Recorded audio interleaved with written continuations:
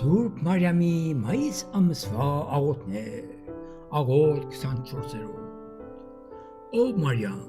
ով մահամերձներու հզոր պաշտպան, մի լքեր մեզ այն գերագույն վայրկյանին, ուր մեր հավիտենական ճակատագիրը պիտի վճռվի։ Մեր մոտը գտնվիր, մեզ օրհնելու, մխիթարելու եւ պաշտպանելու համար։ Փրկե մեզ հանգարցական մահեն, ընդունե մեզի աշխարհե մեկնել է առաջ, վերջին խորհուրդները ընդունելու թանկագին շնորհքը,